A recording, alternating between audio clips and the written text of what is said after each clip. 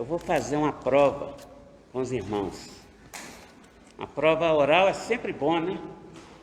Elisa aí que é professora, Hessen, né? Trabalhadora aí na área de ensino. Quantos têm acompanhado as pregações, as últimas pregações? Quantos? Sim. Amém. E qual livro da Bíblia eu deverei ler nessa noite? Vai apertando aí, né?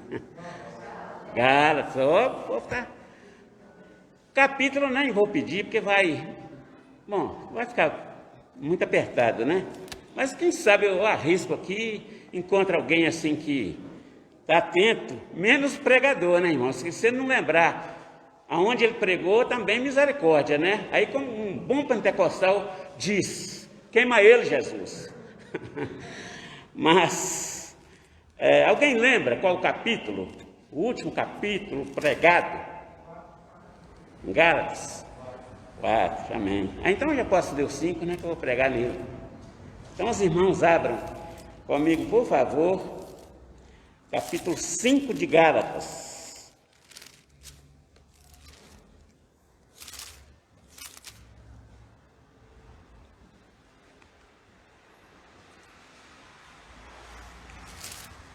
Também marinheiro de primeira viagem, um ditado já bem antigo. Um marinheiro de primeira viagem pode ser eu que estou pela primeira vez pregando mascarado. Aí não tem jeito, né? Aí fica embaçado aqui, não consigo ler. Né, irmãos? E aliás, todo mundo mascarado, e eu não posso desmascará-los, viu? Né? Vamos continuar assim. Mas aqui diz assim a palavra do Senhor: para a liberdade foi que Cristo nos libertou. Capítulo 5, como vocês disseram. Permanecei, pois, firmes e não vos submetais de novo a jugo de escravidão. Eu, Paulo, digo que se deixar de circuncidar, Cristo de nada vos aproveitará. De novo, testifico a todos os homens que se deixa circuncidar, que está obrigado a guardar toda a lei. De Cristo vos desligastes, vós que procurais justificar-vos na lei, da graça da caístes. Porque nós, pelo Espírito, aguardamos a esperança da justiça que provém da fé. Porque em Cristo Jesus nem a circuncisão, nem a incircuncisão tem valor algum, mas a fé que atua pelo amor. Vós corrieis bem, quem vos impediu de continuar a desobedecer a verdade? Esta persuasão não vem daquele que vos chama. Um pouco de fermento leveda toda a massa. Confio de vós no Senhor, que não alimentareis nenhum outro sentimento, mas aquele que vos perturba, seja ele quem for, sofrerá condenação. Eu, porém, irmãos, se ainda prego a circuncisão, porque continuo sendo perseguido, logo está desfeito o escândalo da cruz. Tomara até que se mutilassem os que vos incitam à rebeldia, porque vós, irmãos, fostes chamados à liberdade, porém não useis da liberdade para dar ocasião à carne, sede antes servos uns dos outros pelo amor, porque toda a lei se cumpre em um só preceito, a saber, amarás o teu próximo como a ti mesmo. Se vós, porém, vos mordeis e devorais uns aos outros, vede que não sejais mutuamente destruídos. Pai, permita, Senhor, que a tua palavra seja pregada e ela seja entendida, compreendida por todos os irmãos que a ouvem. Dá graça, Senhor Deus, para que ela realmente nessa noite seja disponibilizada com muita graça diante do Senhor. Permita que seja assim para a glória do teu nome, em nome de Jesus, amém.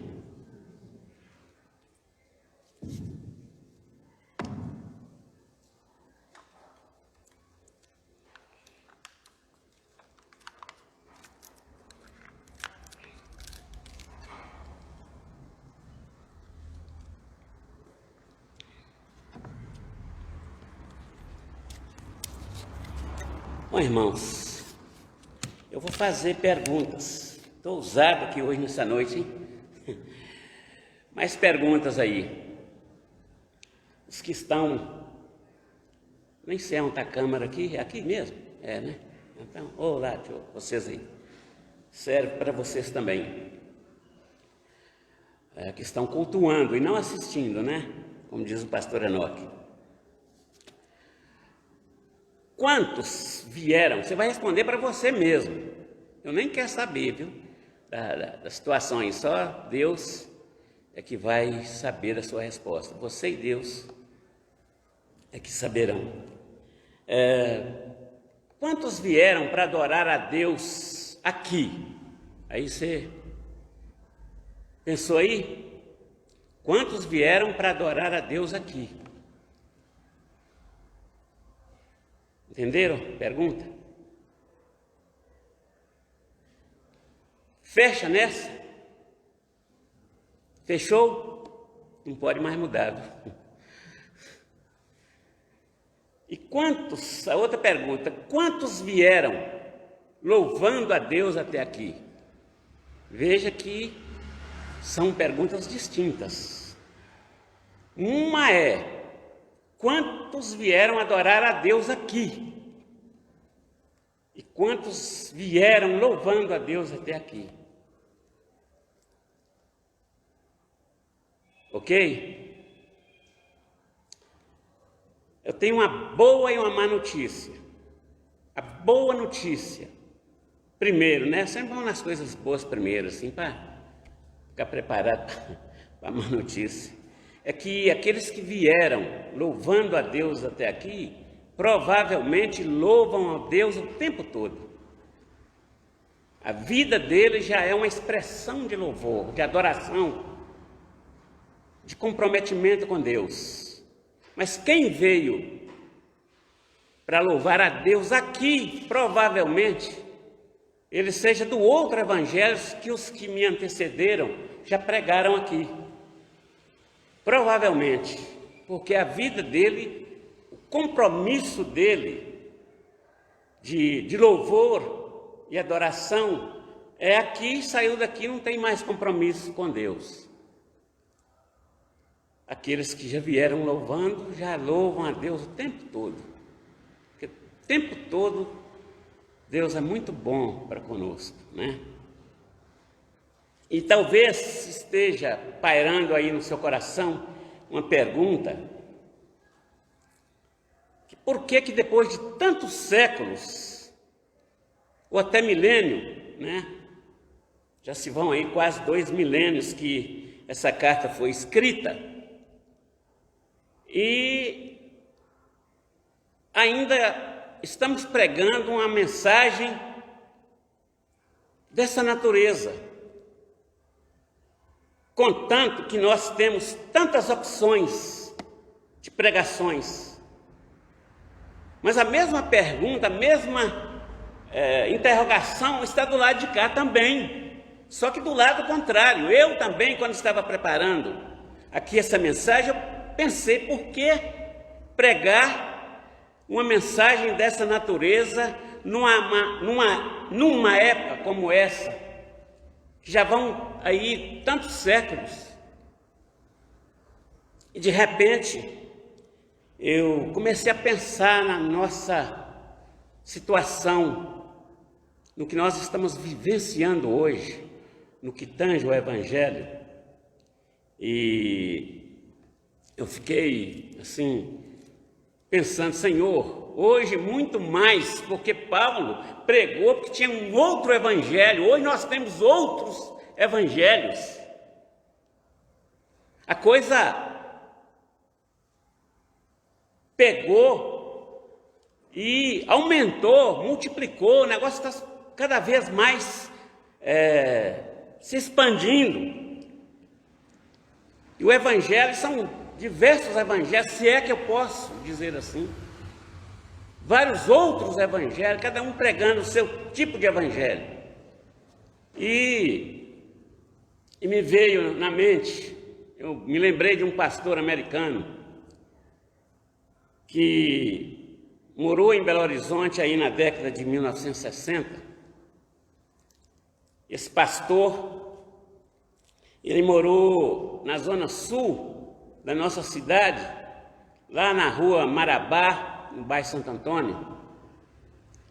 E esse pastor, depois de um tempo em Belo Horizonte, ele foi embora para Guiana, lá na América do Sul ainda. E ele formou uma comunidade chamada Templo do Povo. E esse pastor, Jim Jones, levou mais de 900 pessoas ao suicídio coletivo. Foi um susto, foi uma tragédia tão grande que isso comoveu os corações de todos os cristãos na face da terra. E aqueles que não aceitaram aquele suco envenenado, os seguranças de Jim Jones, os mataram ali, sem chance de ninguém sair vivo. E um deputado americano, um senador, me parece, vários foram observar essa tragédia e saiu de lá tão comovido e perplexo com uma tragédia como essa. Então, a coisa é muito complicada, sabe?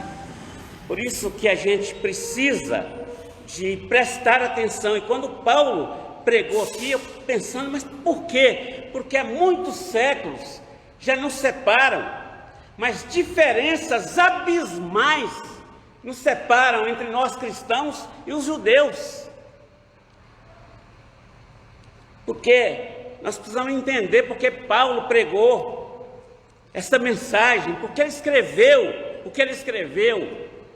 É porque havia um caleidoscópio, uma maneira diferente de ver a Deus e a Jesus, o Messias, que dividiu o judaísmo e o cristianismo em vários segmentos, em várias denominações, por assim dizer. E uma dessas frentes aí, um desses movimentos, chegaram até os discípulos de Paulo. Eu creio que o outro evangelho não preocupava Paulo tanto, mas o que preocupava Paulo era quem estava indo por outro evangelho.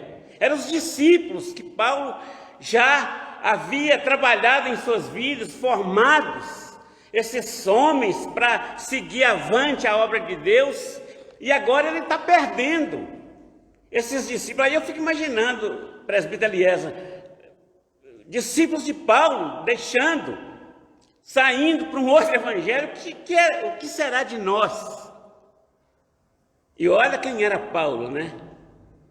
Eu me lembro de uma denominação na minha cidade, era espectro em ganhar pessoas de outras igrejas. A pessoa convertia na nossa igreja, eles iam lá trabalhar aquela pessoa. Especialistas em trabalhar com crentes, não com ímpios, com crentes, quem já tinha aceitado. E muitos, talvez, pela ocasião que ainda eram imaturos na fé, e dado a eles uma palavra que o dízimo, isso aí não é bíblico, e que se quiser dar uma oferta e tal, muitos saíram e nós perdemos até presbíteros. E se Paulo estava perdendo os discípulos dele, imagina a gente, né? Os nossos presbíteros. E Paulo, ele, nessa carta, quando ele a escreveu, ele falava, começou aqui, falando da validade do Evangelho, e ele defende aqui a sua autoridade de apóstolo, como nós já vimos em pregações anteriores. Ele, em segundo lugar, fala sobre a justificação da fé, e ele a defende, a autoridade dele, inclusive quando ele encontra com o apóstolo Pedro ali, e o vê ali repreensível, digno de repreensão, e foi confirmado isso. E depois ele fala sobre a justificação pela fé, e a aplicação dessa justificação aqui. Ele fala sobre a liberdade do Evangelho. Ele chega à liberdade. Aqui é um resumo, né, uma síntese daquilo que já foi pregado. Está resumindo aqui no capítulo 5, depois vai partir para um outro pensamento aqui, que irmãos posteriores irão estar conduzindo a mensagem aí, e vocês vão saber o que tem para frente. Mas aqui ele fala da liberdade. O primeiro versículo diz assim: para a liberdade foi que Cristo nos libertou. Permanecei, pois, firmes, e não vos submetais de novo a jugo de escravidão. A liberdade, vocês foram libertos, vocês agora são livres em Cristo. Então vocês estão procurando de novo uma escravidão livre. Essa liberdade talvez seja assim, como as peias do legalismo. E a Elias e eu que nascemos na roça, sabe o que é peia? Peia, você sabe muito bem, né, Elias? Peia é aquilo que a gente usava para amarrar as pernas da vaca, para tirar o leite dela.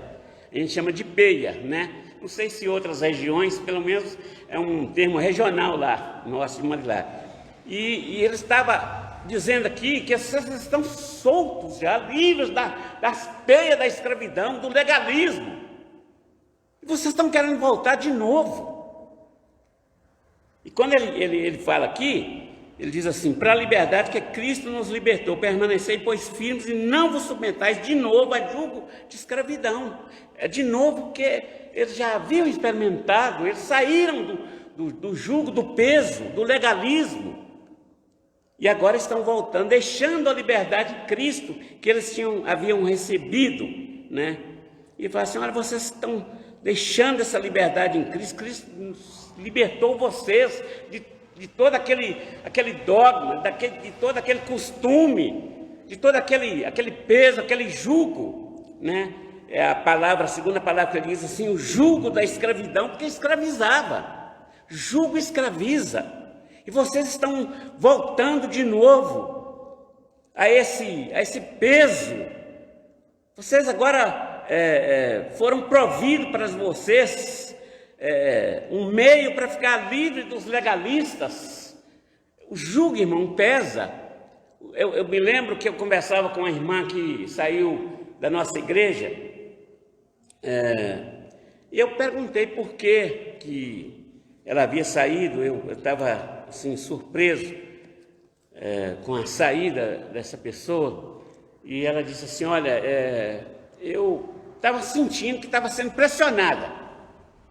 Não era o tempo, eu tinha que, olha, você pode, mas você tem que ir para o pequeno grupo. E ela se sentiu pressionada e por isso ela saiu. Não, eu tinha até assim, estava até entusiasmado, querendo continuar, mas quando eu senti que eu estava sendo pressionado, eu saí, porque as pessoas não querem ser pressionadas, as pessoas querem ser livres para fazer o que elas querem fazer. E com isso eu fiquei pensando, às vezes, muitas pessoas que às vezes eles estão, quem sabe, liderando grupos, mas assim, sabe, que foram obrigadas a talvez assim, fazer um curso, foram obrigadas, quem sabe, a liderar um grupo, e ela não pegou um amor pelo grupo, não pegou carinho, e aí elas ficam como que escravizadas, que o jugo pesa. Eu olho assim para Jesus, eu fico pensando como que Jesus foi sábio para escolher os discípulos. Se ele chegasse para Pedro e dissesse: olha, Pedro, você é um bom pescador, eu vou fazer de você pescador de homem, mas você precisa deixar a sua natureza política, que você é um zelote. O zelote era um grupo que eles advogavam o uso da espada. Mas Jesus pegou Pedro: vem que eu vou fazer você pescador de homem. Mas Jesus não disse nada para ele, não impôs nada, não olhou, não teve pré-requisito, venha. E ele foi, tanto que Jesus nem tocou, que um tempo bem depois, já servindo ao Senhor, ele pega a espada e lança na orelha do sujeito e corta. Ele gostava da espada. Mas Jesus não o proibiu de segui-lo por causa da natureza política dele. Eles odiavam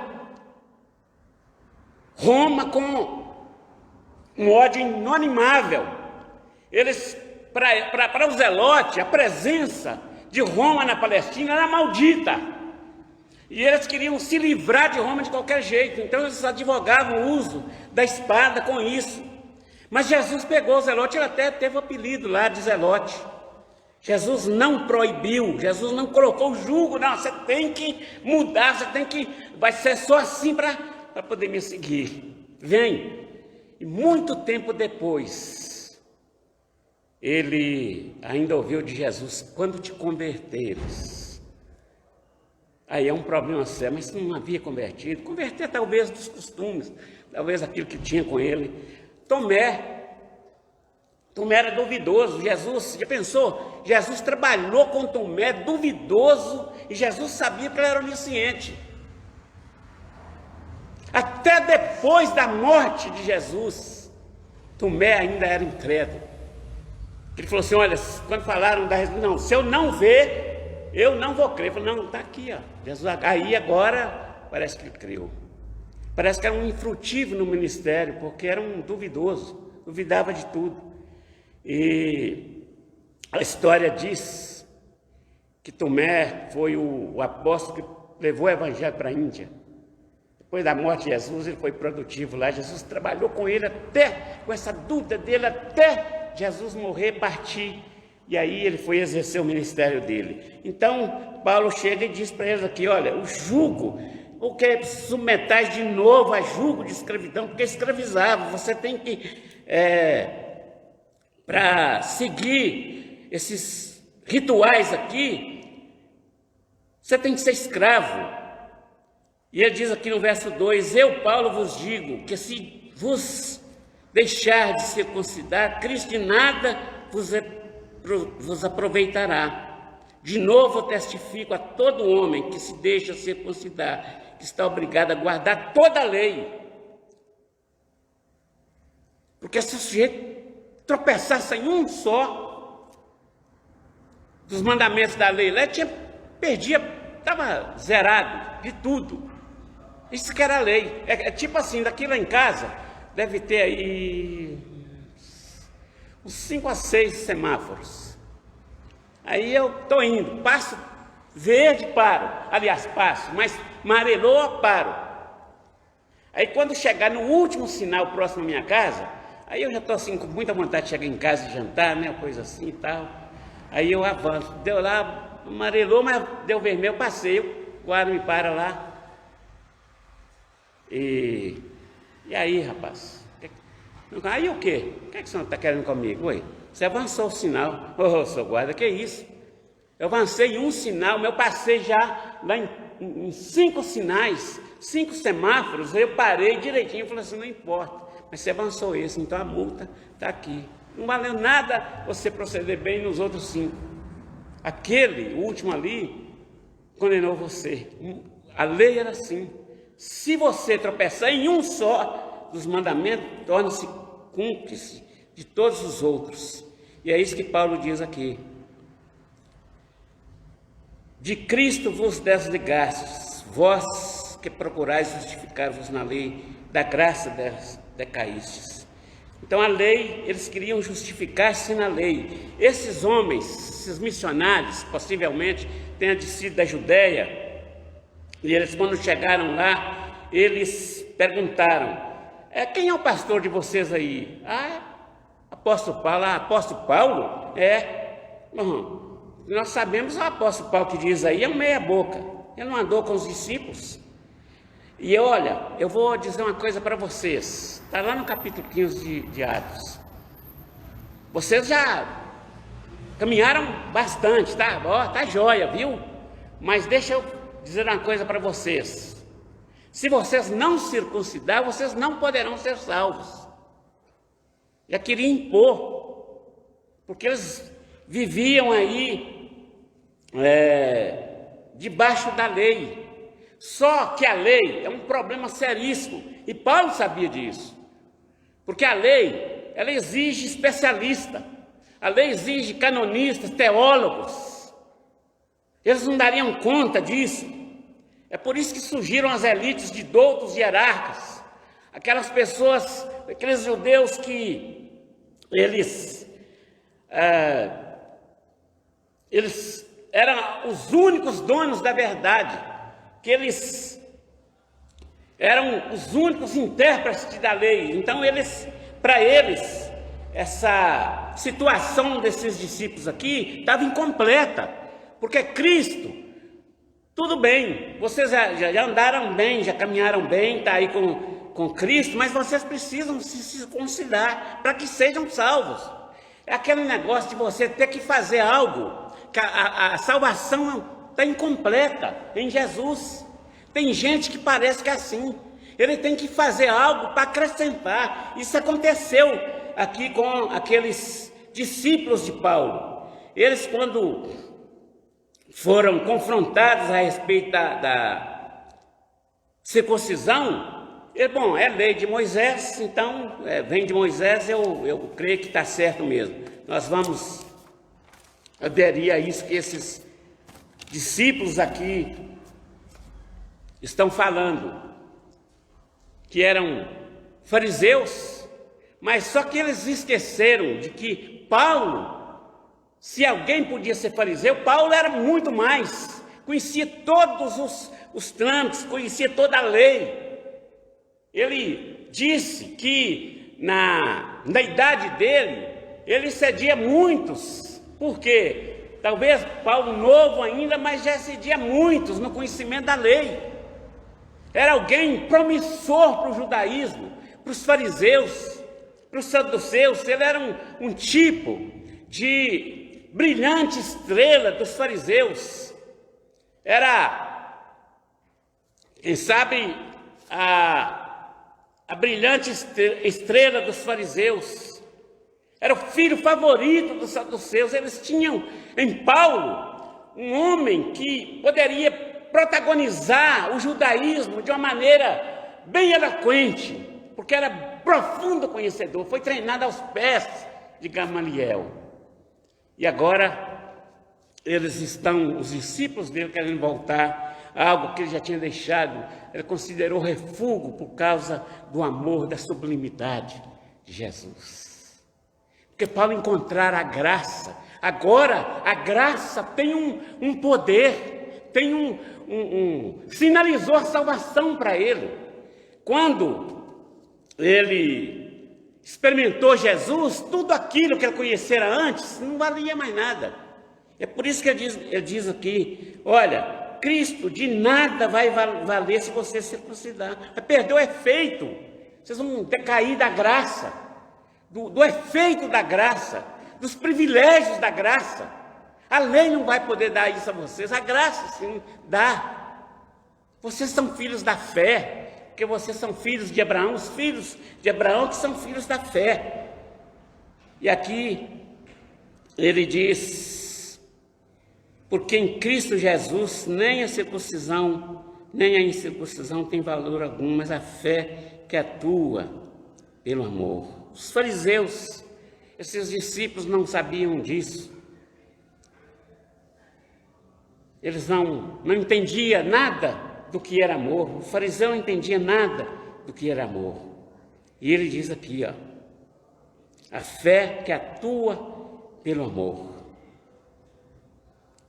Eles não entendiam que o reino de Deus é absolutizado no amor. Que a prática verdadeira da religião é consubstanciada no amor. Os fariseus desconheciam isso. E Paulo conhecera o amor de Jesus. E por isso que ele estava aqui pregando para eles. E ele diz no verso 7, vós corrieis bem. Quem vos impediu de continuardes a obedecer à verdade?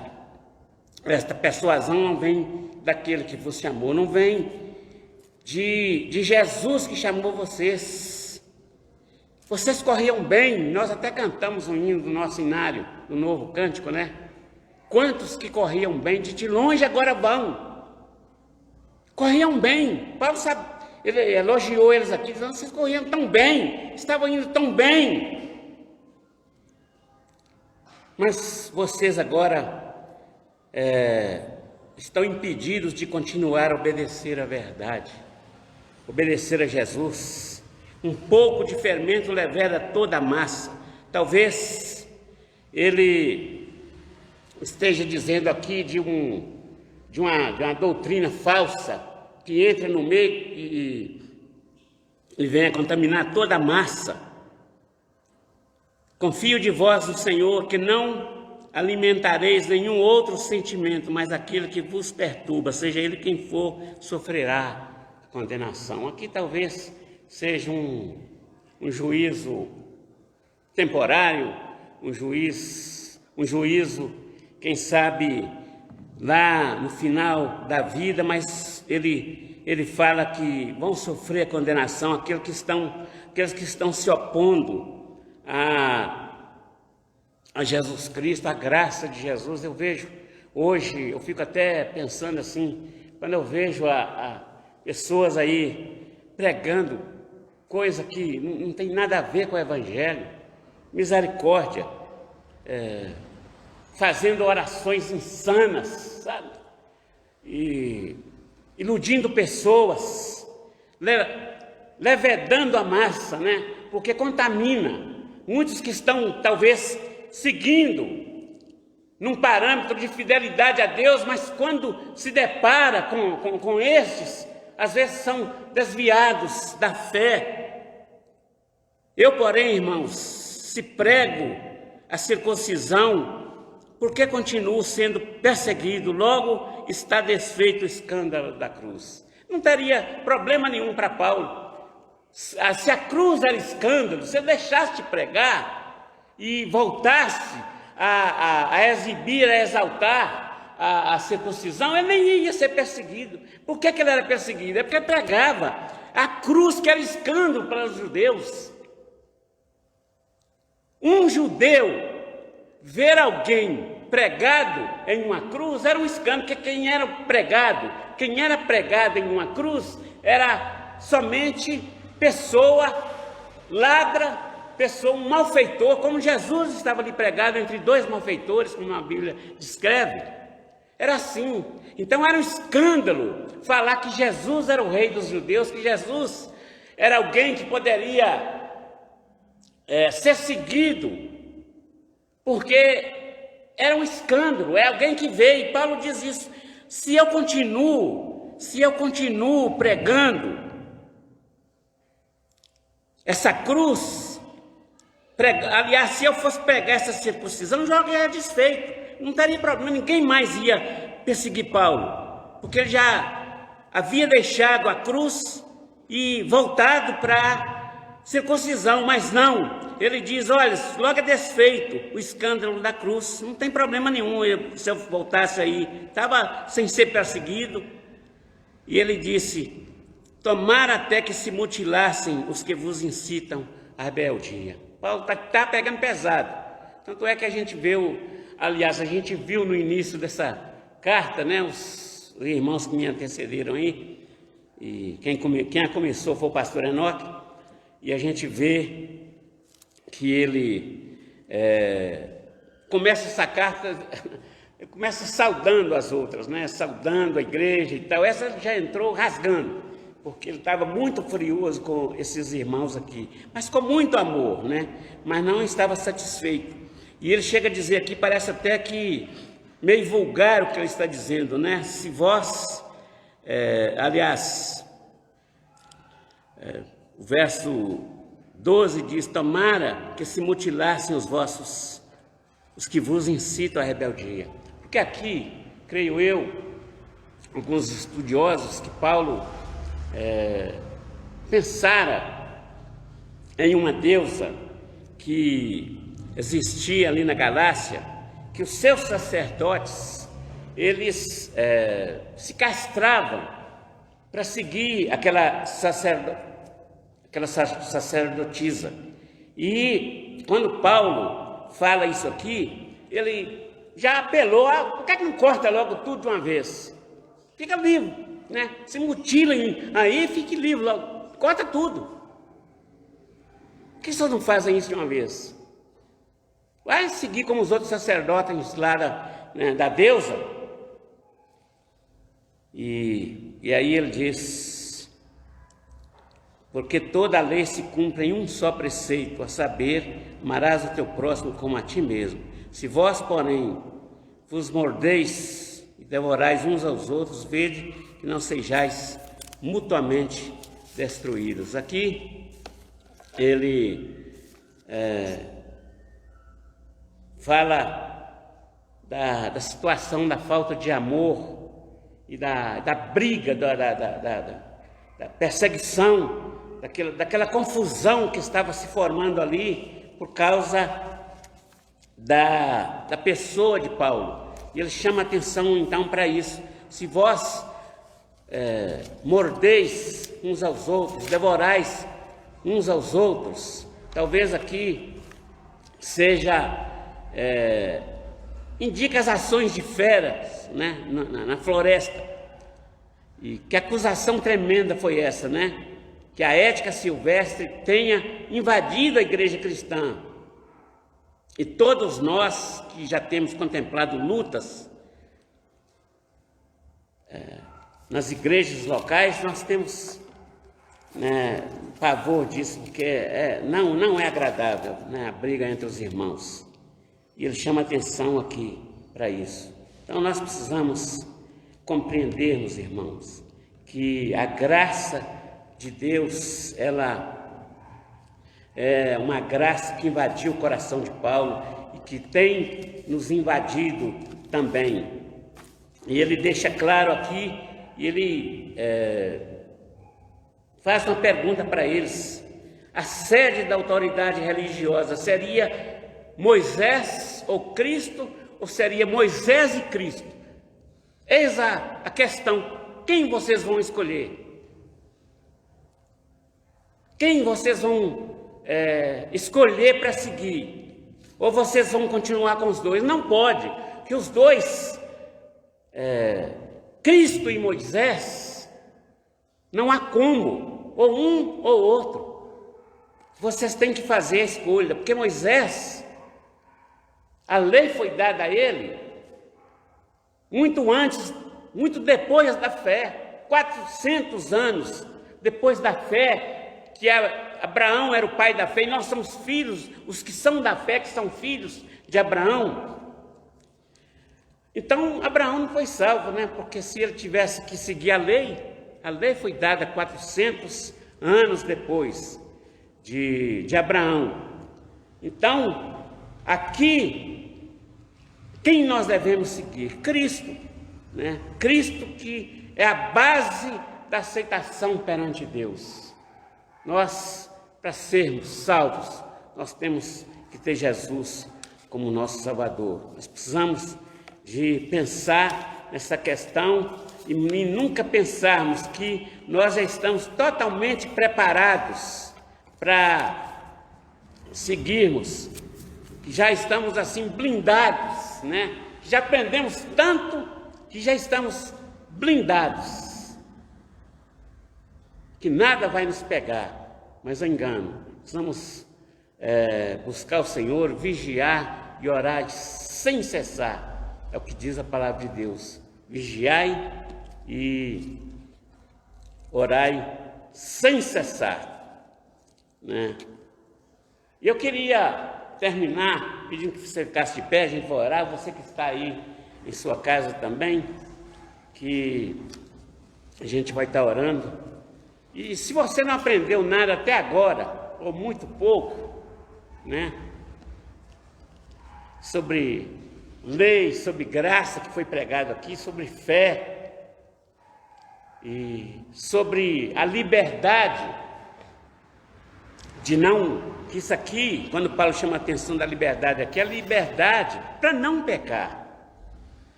Não é como a liberdade dada na Constituição de 1988, quando lúdicos ali, políticos e artistas quebraram a censura.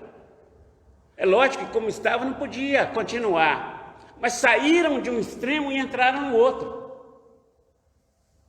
E depois disso nós temos visto uma nítida mudança do comportamento moral das pessoas. porque muitos deles que não sabem trabalhar com a liberdade, estão fazendo dela uma libertinagem. Ela não é tão percebida, só o Evangelho liberta verdadeiramente. Se Cristo vos libertar verdadeiramente, sereis livres. Tem muitas pessoas, muitos cantores que morreram cantando liberdade, mas morreram escravos das drogas, de overdose. Que liberdade é essa? Muitos daqueles que talvez tenham trabalhado para quebrar a censura morreram drogados, escravos do sexo. Tem gente que está morrendo até porque está pulando a cerca, né?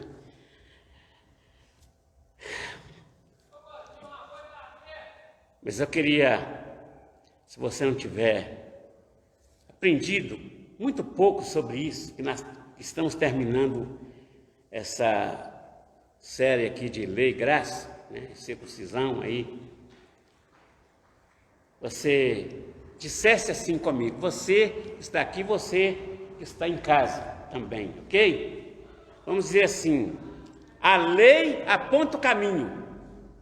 Digam assim: a lei aponta o caminho, mas a fé me segura pela mão e leva até Jesus.